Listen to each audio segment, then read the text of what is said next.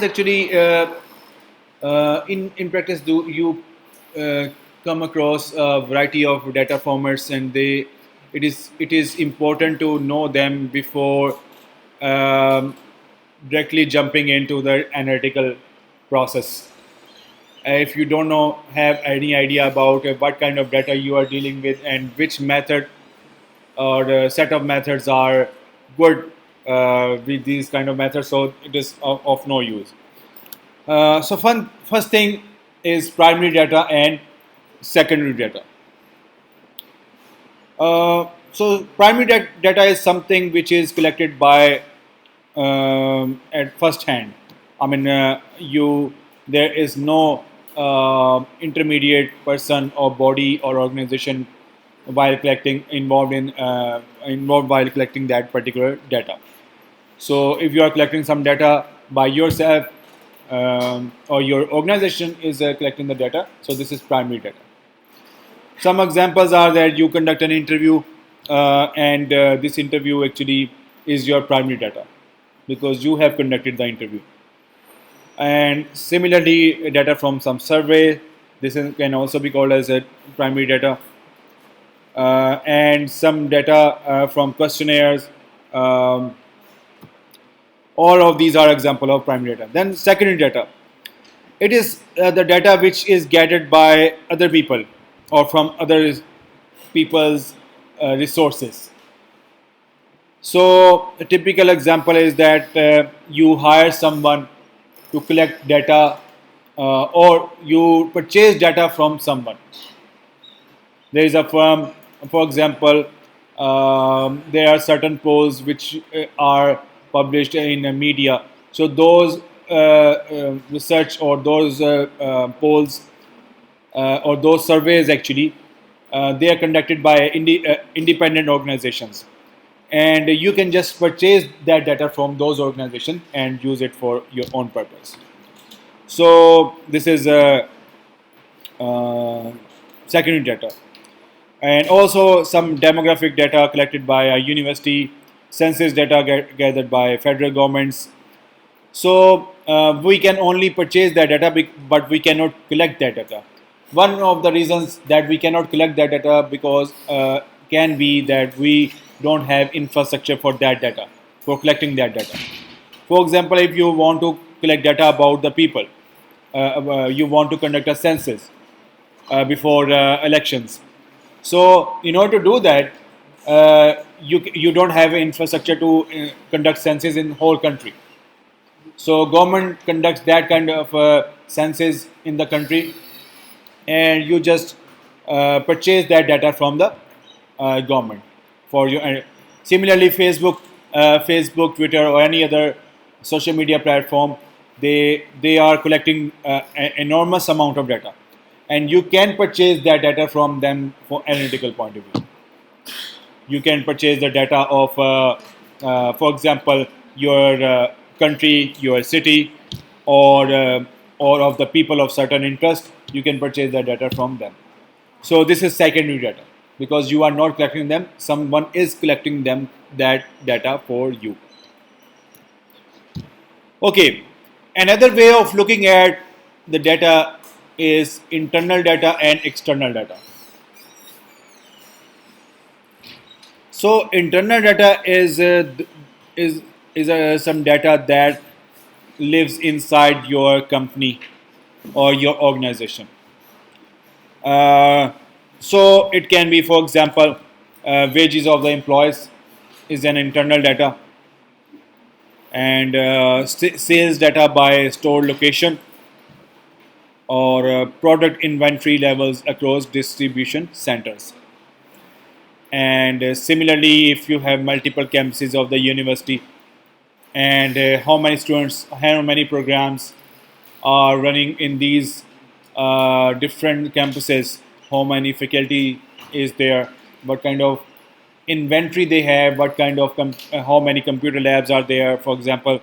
So all of this data is internal data. So other opposite to the internal data is external data. So obviously this is some data that is outside your organization. So, for example, national average wages for the various positions and credit reports for customers of an auto dealership. These are some data. For example, when you look at the okay, what are the annual sales of a particular company? So that is external data. There are automobile companies all over the world. So you want to see okay how many cars were sold by a certain company. So this is external data to you. So this is difference between internal and external. Then the obvious one, the continuous and discrete data. Continuous data that is measured and can have almost any numeric value. A typical example is height, your height actually, your marks, your age, um, and your temperature, and movie length, song length, or anything else. So it can take any value between from 0 to whatever values can be is upper limit. So this is continuous data. So, but on the other hand, the opposite to this kind of data is discrete data. So, discrete is something that is limited or can be counted. Something that can be counted or has limited values. For example, when you say colors in chess, it is only black and white. So, result of a match, it is either win or lose or draw. So that these are discrete values. There is no other values except these three values. So rooms capacity, tickets sold in the current month, these are all discrete values. You can say okay, 20 tickets, but you cannot say 20.5 tickets, 20 and half tickets. You cannot say that. So obviously, these are discrete values. So this is another way of looking at the data. Then one of the most important is qualitative and quantitative. Qualitative data is something which depends on the characteristics and qualities of something. It is subjective and it is kind of explanatory measures. So what kind of, I mean, why do we say that these are subjective and explanatory measures?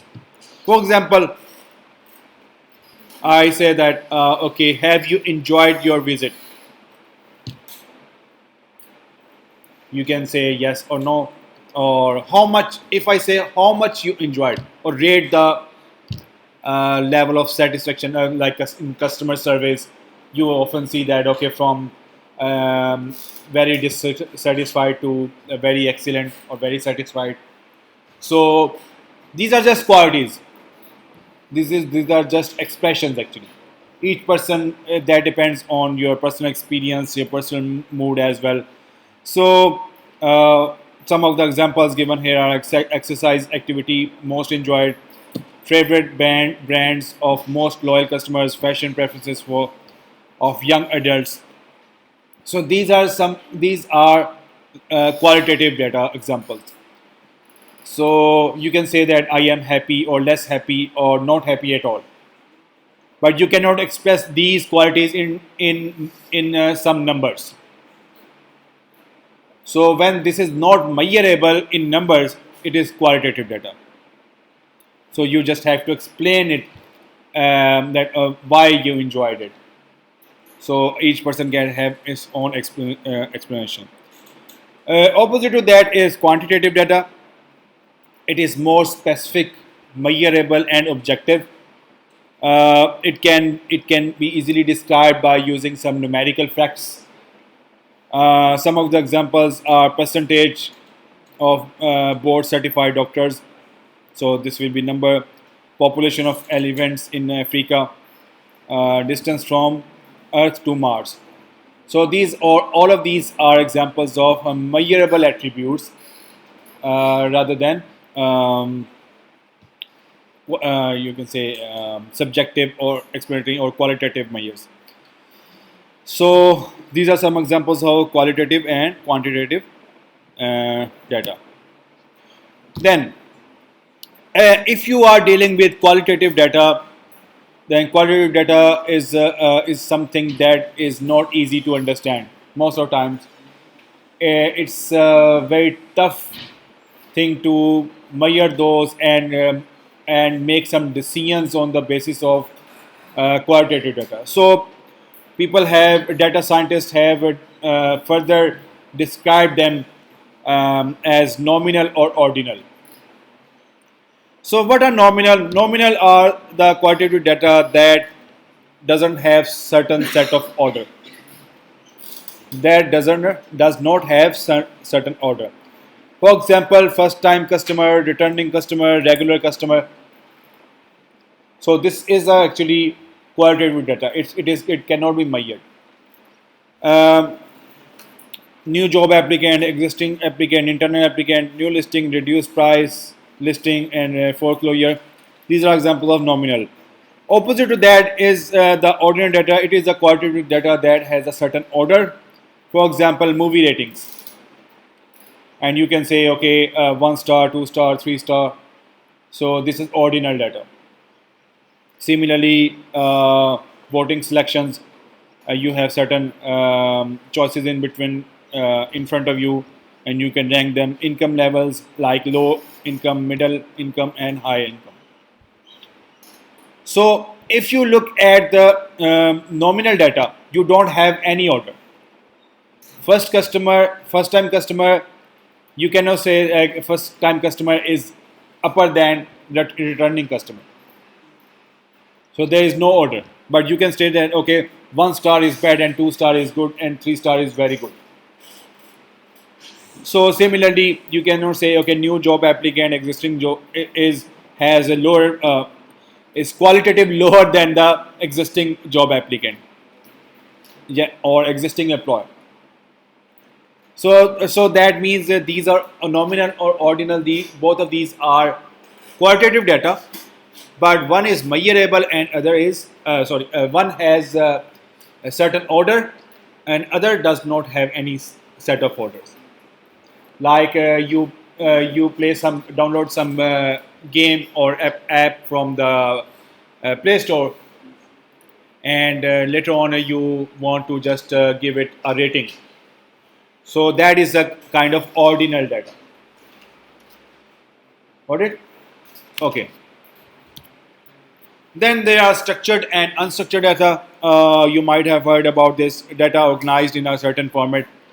It is obviously structured data. Mostly examples of it are tax returns, your wages, expense reports, store inventory. So these are something which is organized in a certain way, mostly in the form of tables or XML files or whatever you say. Unstructured data are something which does not have a defined organization, like emails, videos, social media posts. These are something which just does not have any structure at all. So it is so when you are mining the data, you have different approaches to deal with structure or unstructured. With normally with structured data, it is much easier to handle them. You have spreadsheets, you have SQL, and you can easily mine the structured data. But unstructured data, it is kind of tough ask. So